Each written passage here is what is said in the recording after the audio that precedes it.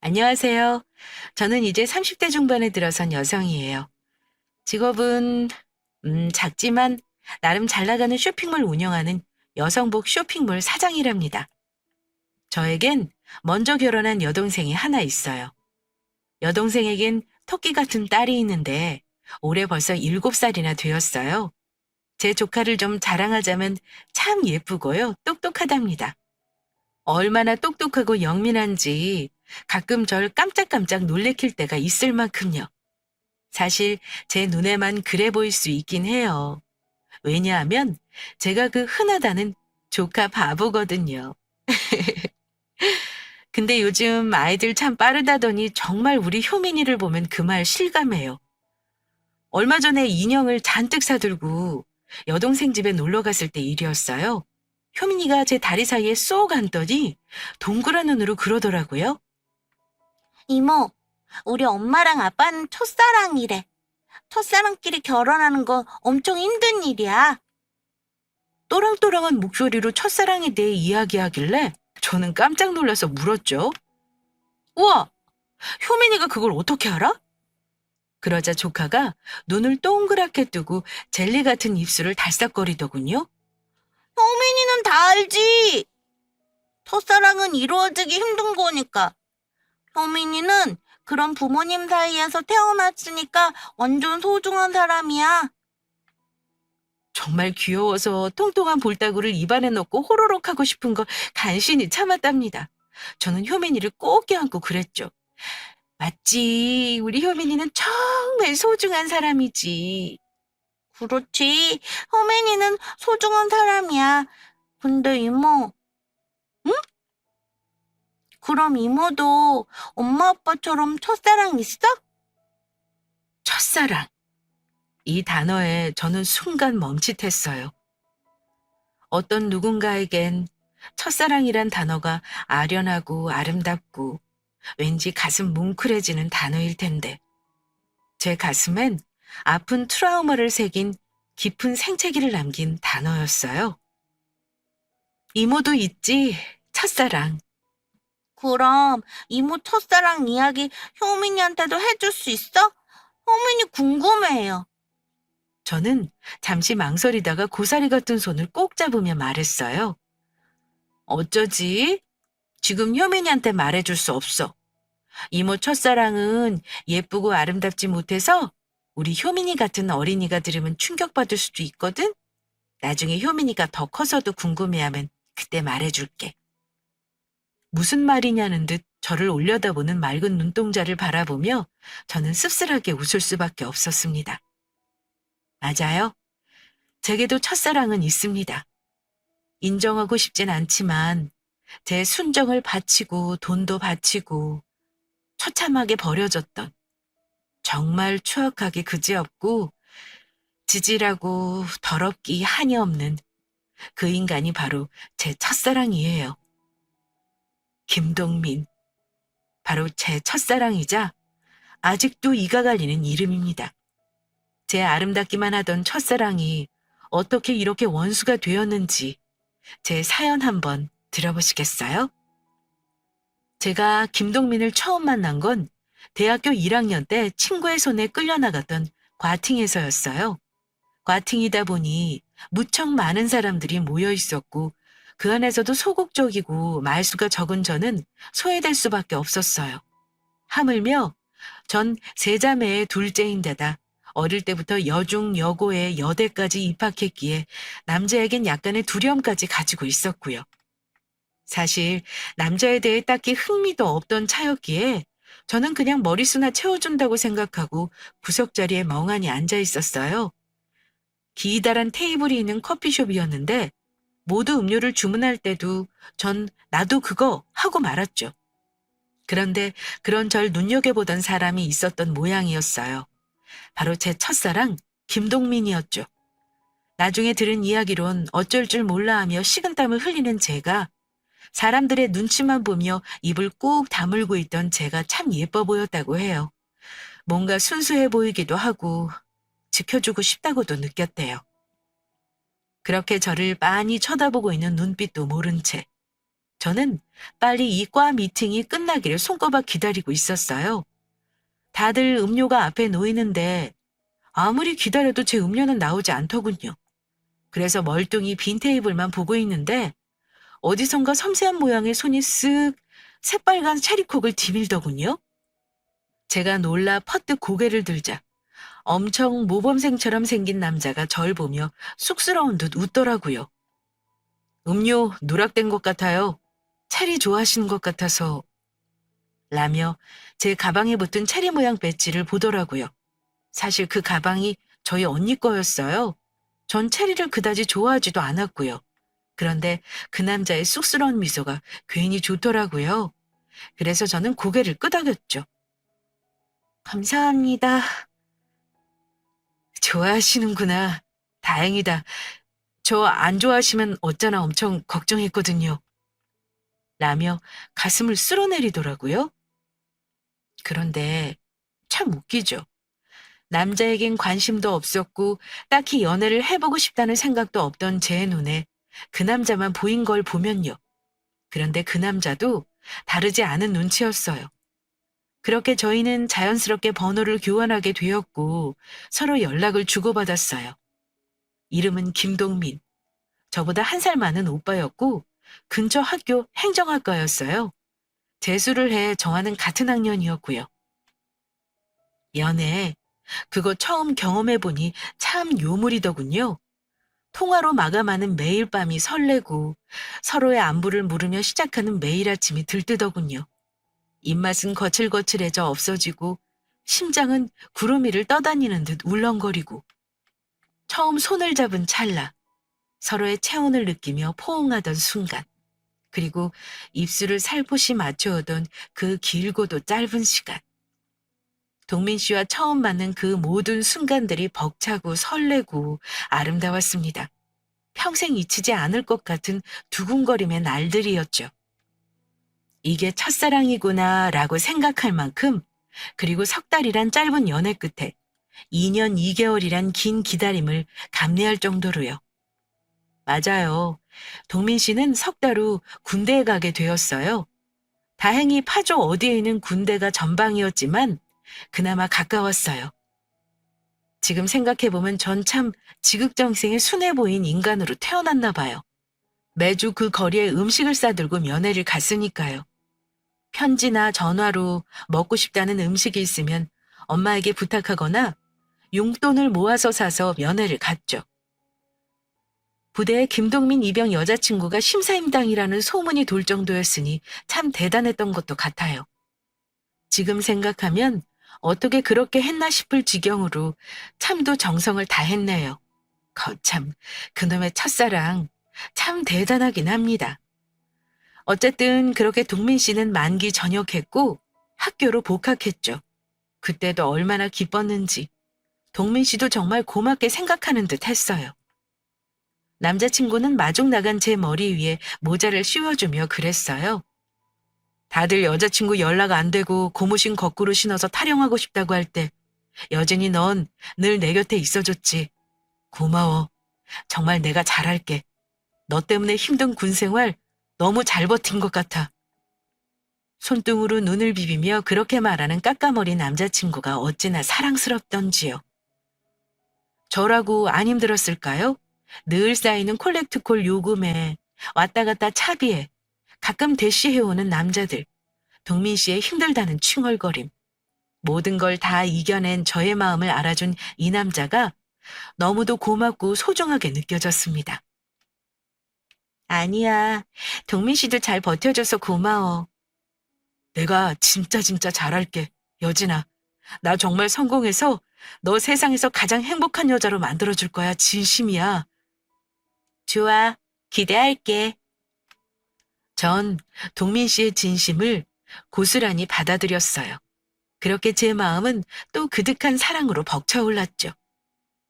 동민 씨는 곧 복학 대신 공무원 시험을 준비했어요. 갑자기 공무원 시험은 왜? 대학에서 시간 주게느니 바로 공부해서 시험 합격하는 게 더 좋을 것 같아. 얼른 너 데려오려면 이 방법이 제일 빠를 것 같아서. 동민 씨. 저는 감동해서 눈물까지 글썽였어요.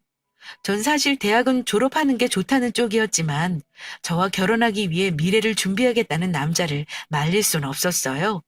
그렇게 동민 씨는 곧장 5급 공무원 시험 준비에 들어갔어요. 본가가 지방에 있는 동민 씨는 학교 근처 작은 원룸을 빼 노량진 고시촌으로 들어갔어요. 학원과 가까운 곳에 있으면 이동 시간을 줄일 수 있다는 점에서였죠.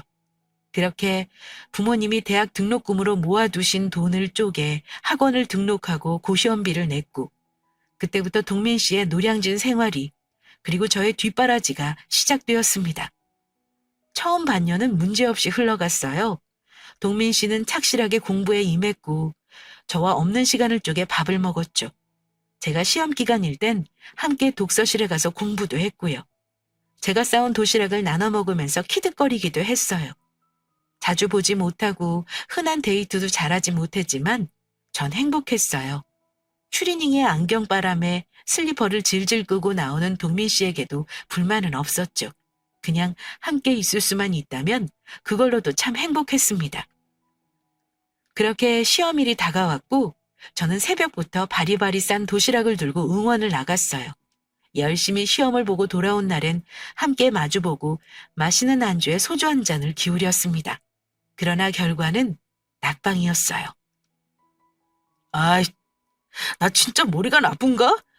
대학도 재수했는데 공무원 시험도 안 붙고. 낙심한 모습에 마음이 아팠어요. 네가 나 이렇게 뒷바라지 해주는데 고생만 시키는 것 같아서. 결국 저에게 미안한 마음이었던 거예요.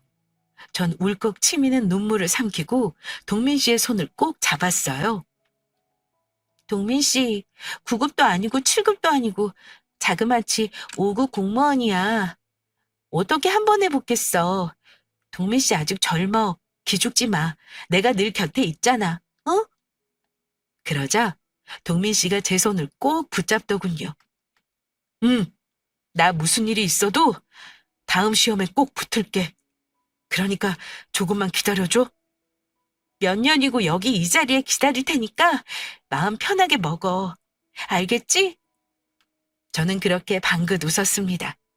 그리고 얼마간의 시간이 지났어요. 저는 언제나처럼 동민 씨가 학원 간 사이를 틈타 고시원으로 갔어요. 반찬도 좀 넣어두고 청소도 하려고요. 방은 정말 엉망이었어요.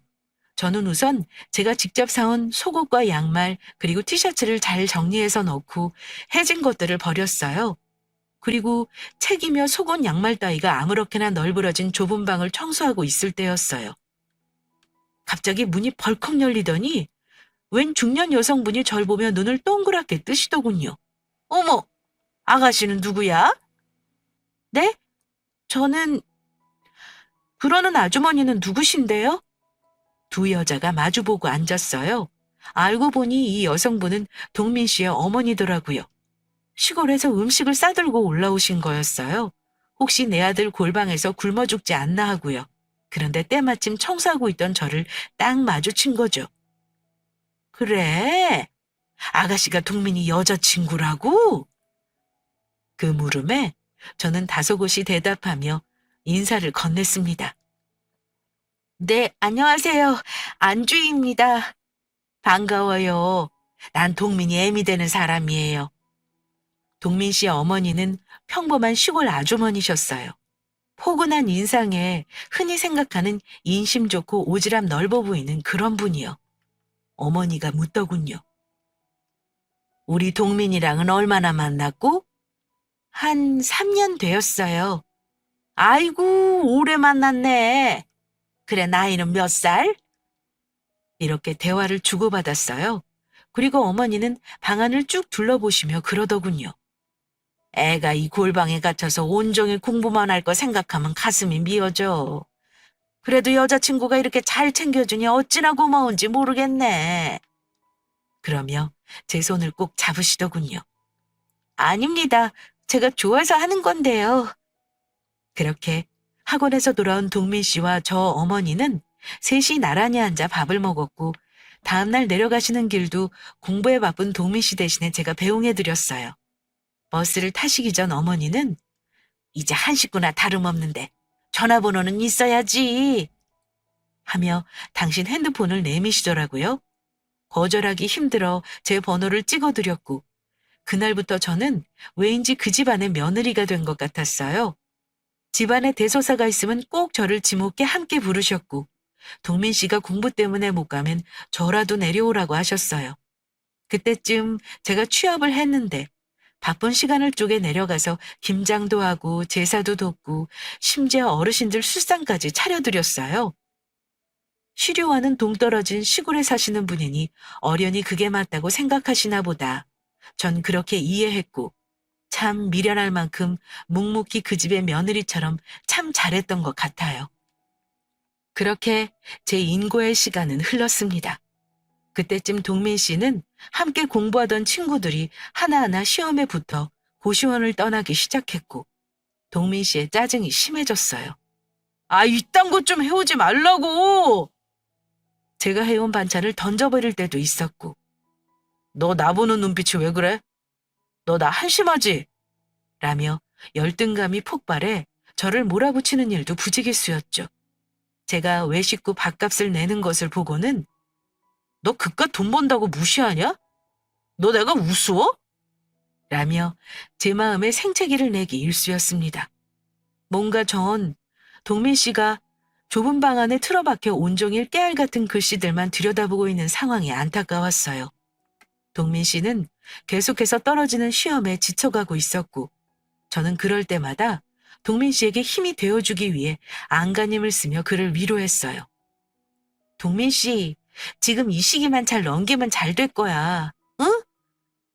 이 좁은 방구석에 있으니까 내가 미쳐가는 것 같다. 미안해, 주희야. 동민 씨도 내게 미안했던지 눈물을 뚝뚝 떨어뜨리며 괴로워하더라고요. 이 방이 조금씩 좁아지는 기분이야. 자꾸만 날 옥죄어 오는 것 같고. 저는 이대로는 안 되겠다 싶었어요. 그 길로 방을 알아보러 다녀요. 제 수중에 큰돈이 있는 게 아니니 보증금 500에 50 정도 되는 원룸을 찾았어요. 부엌도 분리되어 있고 방도 꽤 넓고 무엇보다 창이 컸죠.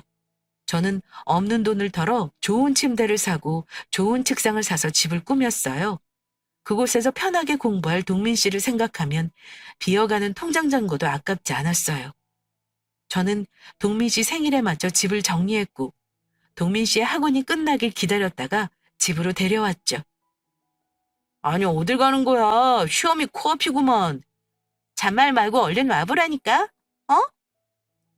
콩깍지가 뭔지 툴툴거리면서도 궁금은 했는지 제 손에 이끌려 쫄래쫄래 쫓아오는 모습도 참 귀여웠어요. 그렇게 저는 원룸 건물 앞에 도착했고 동민 씨의 눈을 가렸어요. 자, 이제 서프라이즈 파티가 있으니까 기대해. 그렇게 더듬더듬 계단을 올라가 3층 문을 열었죠. 짜잔! 헝겊을 벗겨낸 동민 씨가 천천히 집을 둘러봤어요. 식탁이 놓인 부엌, 그리고 그 안에 꽤 큰 방이 가지런히 정리된 가구들, 그리고 방 한가운데 깔린 테이블 위에 초와 와인. 동민 씨의 눈이 커졌어요. 이 집 다 뭐야? 아리송했어요. 혹시나 또 자신을 무시한다고 화를 낼까 심장이 두근두근 하더군요. 저는 꿀꺽 마른 침을 삼키고 대답했죠.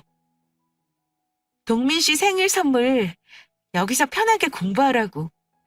그러자 동민 씨 얼굴이 와락 구겨졌어요. 그러고는 저를 잡아당겨 품에 꼭 안더군요.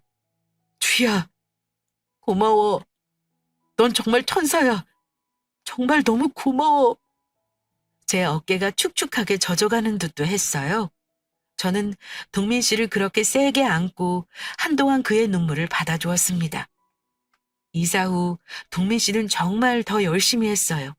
뭔가 맹해졌던 눈동자가 의지에 불탔고 실제로 정말 뭔가 되겠구나 싶은 생각이 들 정도로 모의고사 성적도 좋았고요. 그리고 주희야, 나 합격했어, 합격! 이라는 전화를 받게 됩니다. 뭐? 저도 모르게 회사에서 소리를 질러버렸고 급히 입을 틀어막고 기쁨을 삼켰죠. 동민 씨, 난 자기가 될 줄 알았어. 다 네 덕분이야. 이제 너 고생 끝이야. 사실 5급이더라도 공무원 호봉 얼마나 돼서 절 호강시켜 주겠어요? 전 이미 그때 마케팅 쪽 회사를 다니며 꽤 높은 연봉을 받고 있었거든요. 하지만 기뻤어요. 어쨌든 절 호강시켜 주겠다고 시작한 동민 씨의 공부가 좋은 결과를 끝을 맺었고, 이제 정말 제가 사랑하던 남자 자신감 넘치던 김동민을 만날 수 있겠다는 생각에 제 가슴은 설렘으로 부풀어 올랐죠.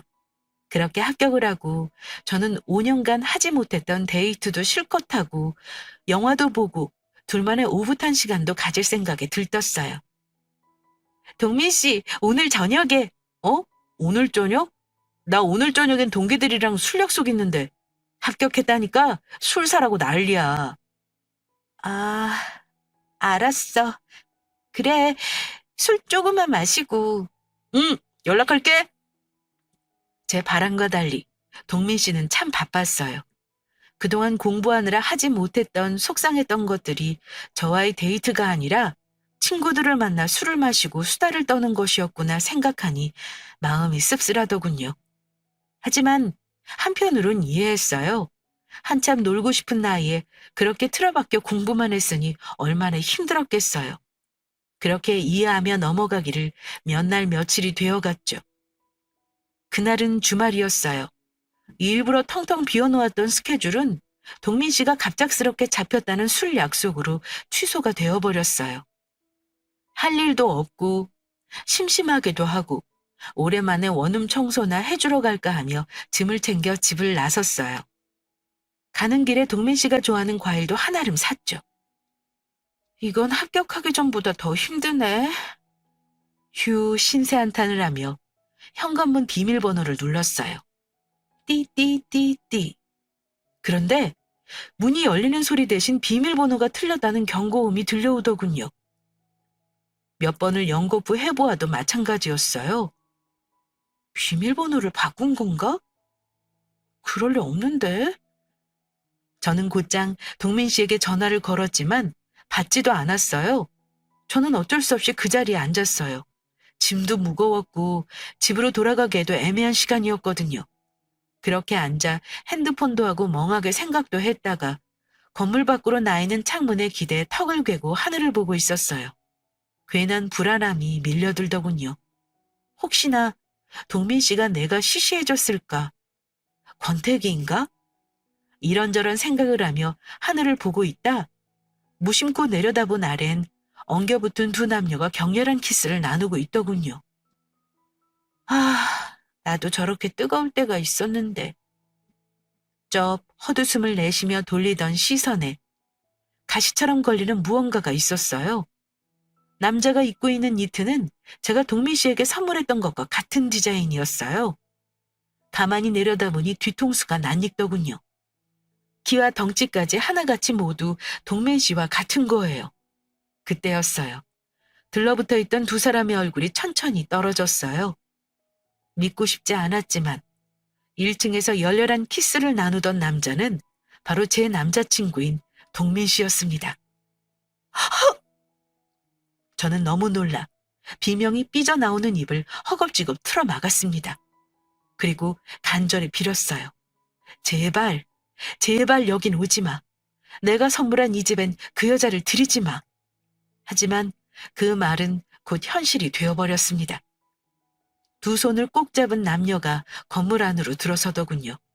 저는 본능적으로 숨을 곳을 피해 황급히 고개를 두리번거렸습니다. 하지만 워낙 좁은 원룸 건물, 내 집이 디귿자로 마주보는 형태로 문이 나 있는 곳에 숨을 곳이 있을 리 없었죠. 저벅저벅, 또각또각. 서서히 가까워지는 발소리를 들으며 저는 똑같이 계단을 밟아 올랐습니다. 반층쯤 올라갔을 때 저 때문에 켜졌던 4층 센서가 꺼짐과 동시에 3층 센서 등이 켜졌습니다. 여자는 한눈에 보기에도 고급스러운 옷을 입고 있었어요. 비싼 명품 브랜드의 작은 가방이 눈에 띄더군요. 저는 흐릿해진 눈으로 두 사람이 제가 직접 꾸민 집 문 앞에 서 있는 것을 지켜보고 있어야 했어요. 동민 씨가 비밀번호를 누르는데 등 뒤에서 기다리고 있던 여자가 그러더군요. 오빠, 비밀번호 바꿨어요? 어, 동민 씨는 조금 당황한 눈치로 대답하더군요. 그러자 여자가 물었어요. 왜요, 갑자기? 스토커가 있어서. 스토커? 그 말에 헛웃음이 나오는 걸 간신히 참았어요. 스토커라니. 내가 5년 동안 시험 뒷바라지를 하고 자기 집에 며느리처럼 들락거리며 잡일을 했던 내가 스토커라니. 정말 믿을 수 없는 현실에 기가 막히고 눈물이 왈칵 흐르더군요. 세상이 무서워라. 그런데 뭐 오빠 집 이사할 거니깐요. 사실 이 집 너무 후져요. 그래도 5급 공무원인데 좋은 집으로 이사해야죠. 하며 동민 씨의 발에 매달리더군요. 이사라니. 처음 듣는 이야기였어요. 그런데 그 순간이었어요. 잠시만 비켜주세요. 갑자기 4층 센서 등이 팍팍 터지며 등 뒤에서 묵직한 음성이 들려오더군요. 저는 놀란 눈으로 고개를 돌렸습니다. 키가 큰 젊은 남자가 절 이상한 눈으로 내려다보고 있더군요. 그리고 저의 고개는 삐걱삐걱 동민 씨와 그 여자에게로 돌아갔습니다. 아니나 다를까 동민 씨는 사색이 되어 여자는 동그래진 눈으로 저를 쳐다보고 있었어요.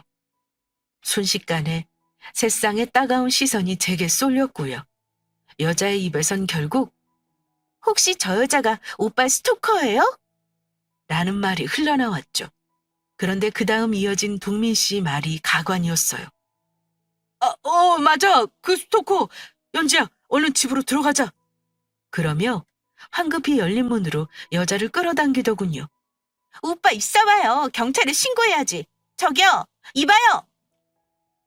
띠링. 여자의 외침과 함께 동민 씨 집의 문이 닫혔습니다. 아니, 엄연히 말해 제 명의로 된 제 집이었죠. 안 비키실 거예요? 남자의 퉁명스러운 음성에 저는 천천히 자리에서 일어섰어요. 다리에 힘이 풀려 비틀 몸이 흔들거렸죠. 비참했습니다. 너무 비참한 마음과 마음속 깊이 끓어오르는 배신감과 열패감에 저는 한 발자국도 내디딜 수가 없었어요. 두 사람의 대화를 들어보니 한두 번 만난 사이 같지 않은데 언제부터였을까? 아마도 시험을 합격하고 나간 술자리 중 한 곳이었겠죠. 연락이 뜸해졌고 저를 피했던 그 많은 순간이 순식간에 뇌리를 스치더군요. 5년간 그 짜증을 받아내며 쏟아부었던 돈과 시간, 그리고 소중한 마음, 곧 동민 씨와 결혼할 생각에 들떴던 기분. 모든 것이 순식간에 쓰레기통으로 처박히는 기분이었습니다. 저는 비틀대며 내려가 있는 힘껏 문을 두드렸습니다. 야! 김동민 문 열어! 문 열라고! 안은 쥐죽은 듯 고요했죠. 내가 네 스토커야? 내 얼굴 보면서 말해봐. 그때였습니다. 오빠, 저런 스토커는 그냥 보내면 안 된단 말이야. 내가 혼내줄게. 있어봐. 하지 말라니까. 하는 티격태격하는 소리와 함께 문이 발칵 열리더군요. 씻고 나온 건지 젖은 머리카락이 보였어요. 물론 여자의 머리에 얹어진 수건도요. 저기요, 자꾸 이러시면 경찰 부를 거예요? 죄송한데 비켜주시죠. 저는 여자를 밀치고 집 안으로 쳐들어갔어요. 집안은 미세하게 달라져 있었고 늘 제가 펴서 저녁을 차려놓았던 테이블 위엔 와인잔 2개와 청포도가 곱게 놓여 있었죠. 저는 눈이 뒤집히지 않을 수 없었어요. 오빠, 저 여자 뭐야? 여자는 저의 기세에 놀란 듯 아연실색하며 동민 씨에게 물었어요. 그러자 동민 씨가 말을 더듬거리며 그러더군요. 그게 연지야. 사실은 우리 누나야. 그러니까, 오빠 외동이라며. 그러니까 사촌 누나. 사촌 누나? 적어도 바람 피우다 걸리면 제게 변명해야 하는 거 아닌가요? 여자에게 쩔쩔매며 변명하는 동민 씨를 보고 있으니 저는 정말 참아왔던 화가 폭발하고 말았습니다. 내가 스토커야? 어떻게 내가 네 스토커고 사촌 누나야? 5년 동안 뒷바라지한 내가 왜 네 스토커고 사촌 누나가 되는 건데? 야, 넌 사촌 누나랑 키스하고 살림 차리니? 저의 희번들어진 눈에 동민 씨는 깜짝 놀라 입을 떡 벌리더군요. 그도 그럴 것이 제가 한 번도 이렇게 화를 낸 적도, 아니, 말을 놓은 적도 없었으니까요. 저는 동민 씨를 무섭게 노려보며 말했어요. 이 집, 내 보증금으로 내가 구한 집이지? 여기 있는 네 짐 싸들고 지금 당장 나가. 아니면 가택 침입으로 신고할 거니까. 뭐? 지금 당장 어딜 나가라는 거야? 너 너무하는 거 아니야? 진짜 끝까지 돈 쓴다고 유세하는 거야? 정말 더럽고 안 입곱다. 넌 내가 지금까지 너한테 퍼부은 돈과 정성이 내 돈 자랑하려고 한 걸로 보였니? 안 입곱다고? 더럽다고? 그래, 더러우면 내가 준 거 다 두고 나가. 아, 맞다. 너 이 집에서 내가 준 거 빼면 알몸으로 나가야겠다. 그치? 하며 코웃음을 쳤습니다. 정말 악의 바칭이 이런 말이 줄줄 나오더라고요. 너 지금 입고 있는 니트, 그거 내가 사준 거지? 벗어. 더러워서 안 입어, 이따위 니트. 하더니 훌렁 벗어서 땅에 내팽개치더군요. 그 안에 입고 있는 셔츠도 내가 사준 거네. 아, 그러고 보니 바지도, 설마 바지 안에 팬츠까지 다 내가 사준 거니? 제가 악에 받쳐 그리 말하자 옆에서 얼빠진 얼굴로 두 사람의 대화를 가만히 듣고 있던 여자가 털썩 자리에 주저앉더군요. 세상에. 그런데 그때 동민 씨의 행동은 더는 절 화풀이조차 못하게 하더군요. 연지야, 괜찮아. 오빠가 다 설명할게. 그게 그러니까. 걱정스런 눈으로 여자를 부축하는 동민 씨의 얼굴은 안타까움과 미안함으로 그득했죠. 그때 전 깨달았어요. 전 그 상황에서도 이 쓰레기 같은 남자가 저에게 무릎이라도 꿇고 매달려주길 바랬다는 걸요. 하지만 이미 동민 씨의 눈은 오직 그 연지라는 그 여자만을 향해 있었죠. 그 눈빛을 전 너무도 잘 알아요. 바로 언젠가는 절 바라보던 바로 그 눈빛이었으니까요. 이젠 절 보는 눈빛은 변해 열등감과 열패감 그리고 부채감만이 가득하다는 걸요. 이 남자에게 전 더는 사랑이 아니었어요. 그저 자신의 뒷바라지를 해주며 자신의 열등감과 죄책감을 자극하던, 자신의 조바심 나게 하던 그냥 혹덩어리 같은 거였죠. 저는 힘없이 뒤돌아섰어요. 그리고 그랬죠. 이 집은 내일 부동산에 내놓을 테니까 이사 준비해. 더럽고 치사해서라도 나갈 테니까 걱정하지 마. 더럽고 치사. 제 순수했던 사랑이 더럽고 치사한 것이었다니 허탈함이 밀려왔습니다. 근데 동민 씨, 그건 알아야 해.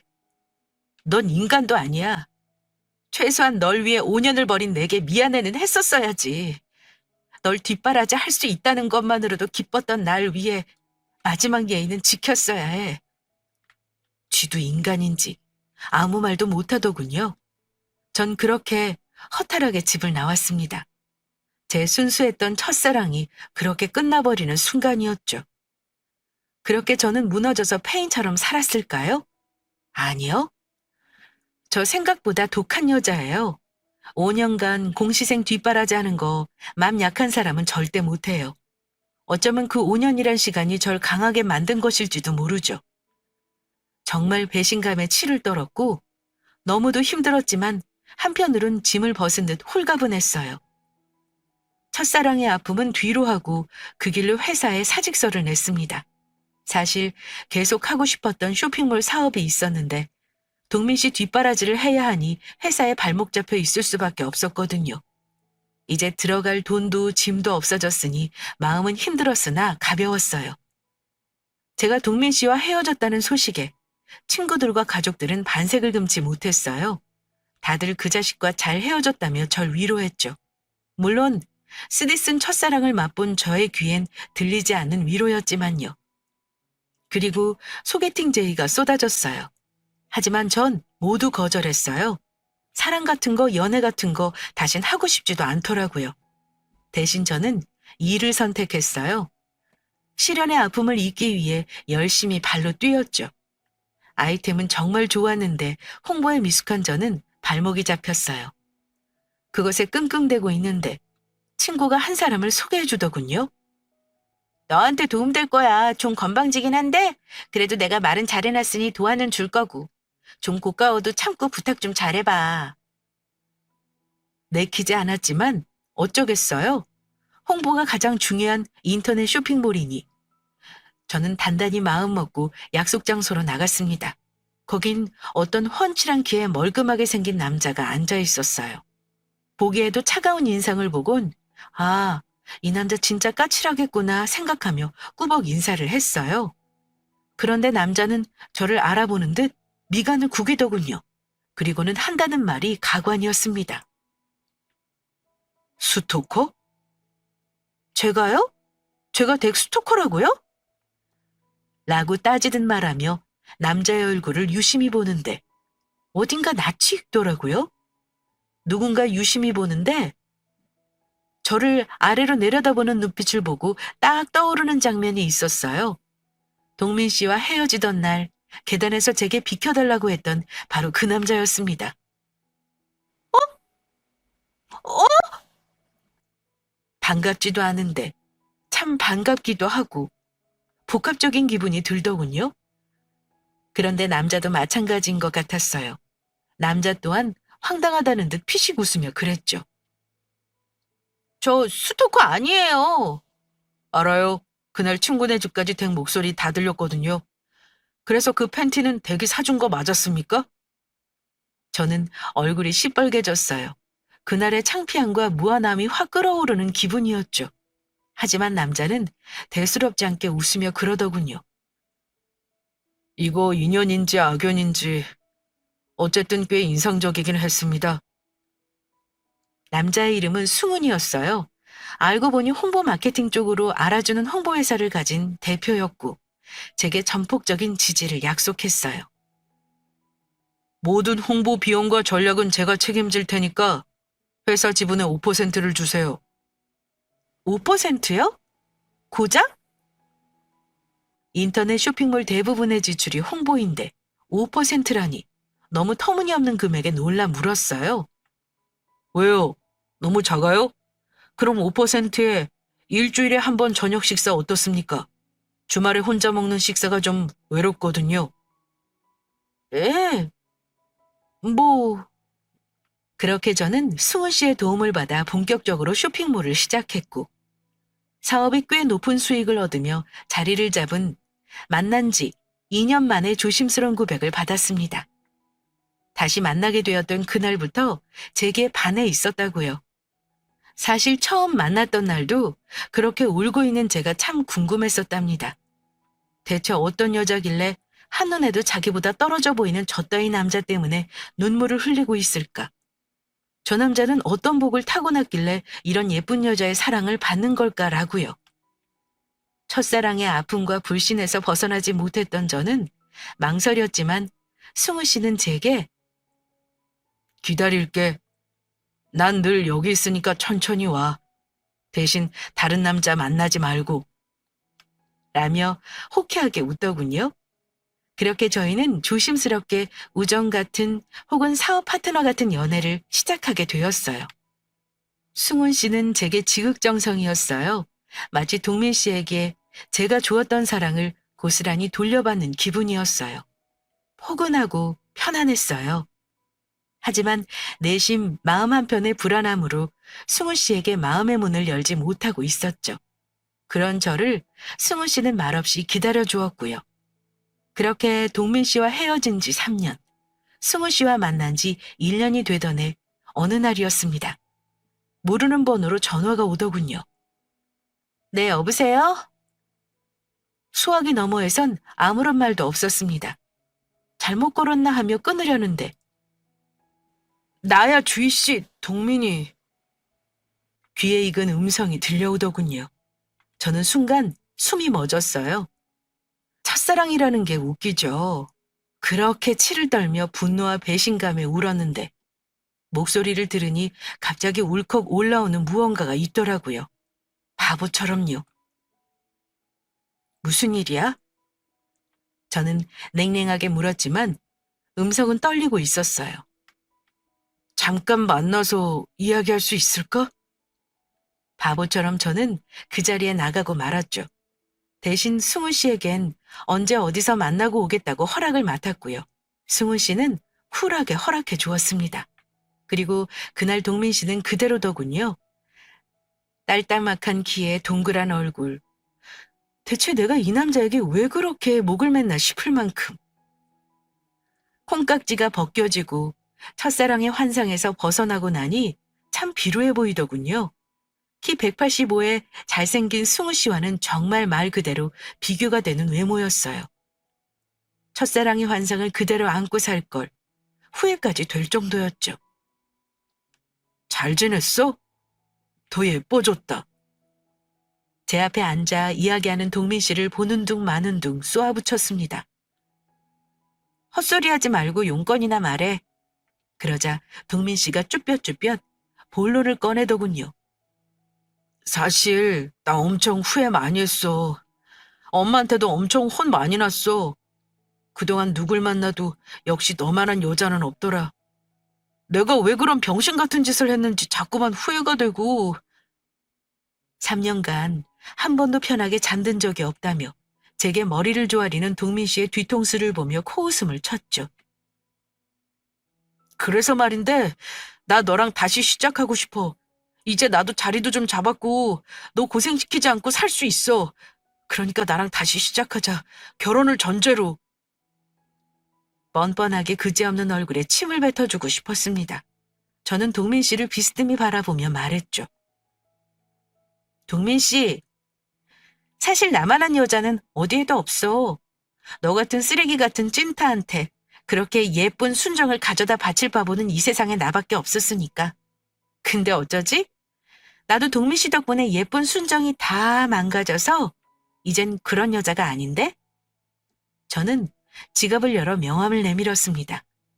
그리고 뭐 고생을 안 시킨다고? 나 혼자서도 고생 하나도 안 하고 잘 살 만큼 벌어. 동민 씨는 명함을 가만히 들여다보다가 두 눈이 휘둥그레졌습니다. 제 쇼핑몰은 이제 젊은 사람이라면 누구나 알 만큼 이름이 나 있었으니까요. 주희 씨, 나 한 번만 봐줘. 응? 내가 잘할게. 제 명함을 봤더니 인간이 더 맹렬하게 제게 매달리더군요. 양심이 있다면 물러날 텐데 진짜 마지막까지 정이 뚝 떨어지는 기분이었어요. 제게 애걸복걸하며 매달리는 동민 씨를 내려다보고 있는데 이상하죠? 그 순간 승우 씨가 떠오르더라고요. 지금 승우 씨는 내게 동민 씨에게 내가 있던 것처럼 열리지 않는 문 앞에서 하염없이 절 기다리고 있더라고요. 자신의 예쁜 순정을 다 바쳐가면서. 그런데 저는 이딴 찌질한 첫사랑 남자 따위 때문에 그 귀하고 멋진 남자의 마음을 이용하고 있다는 기분이 들더군요. 언젠가는 나도 지금의 동민 씨처럼 승우 씨에게 매달리게 될 날이 올지도 모르겠다는 생각이 성광처럼 내리스치더군요. 명함 잘 챙겨. 지인 할인은 못 해줘도 동민 씨 이름으로 주문하면 사은품 몇 갠 챙겨 넣어줄 테니까. 똑똑하니까 잘 알아들었지? 한마디로 우린 끝났다는 뜻이야. 내가 겨우 기어나온 쓰레기통에 내 발로 다시 들어갈 이유는 없잖아? 그렇게 말한 저는 자리에서 벌떡 일어났어요. 당장 승우 씨를 만나야겠더라고요. 이런 찌질한 남자의 사랑을 받는 제가 궁금했다던 승우 씨. 고작 5%라는 말도 안 되는 지분율을 요구하며 절 기꺼이 도왔던 남자. 그리고 2년이란 시간을 곁에서 지켜만 보다 어렵게 고백해온 남자. 저의 상처 때문에 이 남자를 절대로 놓치면 안 되겠다는 생각이 들었어요. 당장 그 길로 커피숍을 뛰쳐나왔어요. 곧장 승우 씨를 만나야겠다는 생각에 급히 커피숍을 나오던 저는 그 자리에 멈춰섰어요. 바로 승우 씨가 주차해놓은 차에 비스듬히 기대 시계를 보고 있었기 때문이었어요. 승우 씨! 그러자 승우 씨가 절 보며 길게 웃더군요. 생각보다 빨리 나왔네. 여긴 어떻게... 아니, 굴한 척하긴 했는데 불안해서 살 수가 있어야지. 하며 머쓱한 듯 미간을 문대는데 정말 이 남자가 너무 사랑스러워 보이는 거예요. 그때였어요. 저를 뒤따라 헐레벌떡 커피숍을 나오던 동미 씨의 목소리가 들렸어요. 주희 씨, 잠깐만! 어쩜 때마침 차도 벤츠네요. 저는 보란 듯이 다다다 뛰어 승우 씨의 품에 안겼습니다. 보고 싶었어요. 처음으로 그의 따뜻한 품에서 전한 제 진심이 수줍었어요. 승우 씨의 기다란 팔이 제 몸을 강하게 둘러 꼭 안더군요. 나도 너무 보고 싶었어. 그렇게 승우 씨의 벤츠는 저를 태우고 떠났어요. 벙찐 얼굴로 벤츠의 뒷공무니를 쳐다보고 있는 똥차. 제 첫사랑을 뒤로 한 채로요. 이모, 그럼 이모부는 첫사랑이 아니야? 조카의 음성에 전 긴 생각에서 깨어났어요. 그리고 조카의 동그란 이마에 입을 쫑 맞추면서 그랬죠? 응, 아니지? 그럼 이모부한텐 비밀로 해? 쉿! 하며 검지손가락을 세워 입술에 가져다 대는데 얼마나 귀엽던지요. 아니, 이모부도 다 알아. 그래도 굳이 우리가 먼저 말할 필요는 없겠지? 하며 싱긋 웃었어요. 네, 저는 그렇게 승우 씨와 결혼을 했고 첫사랑보다 더 첫사랑 같은 달콤한 신혼에 젖어 살고 있습니다. 남들은 그러더라고요. 똥차가 가고 벤츠가 왔다고요. 그런데 전 그렇게 생각 안 해요. 똥차가 얼마나 달달거리고 쓸모없는 놈인지 알아야 다음에 온 벤츠를 놓치지 않는 법이다. 라는 결론이죠. 그래서 첫사랑은 이루어지면 안 되나 봐요. 그 아픈 경험으로 진정한 사랑을 찾게 된 저처럼요. 여러분들의 첫사랑은 어떤가요? 여러분의 인생에 그리고 앞으로 해나갈 사랑에 얼마나 많은 영향을 미치고 있나요? 지금까지 긴 사연 들어주셔서 감사합니다. 늘 행복하세요.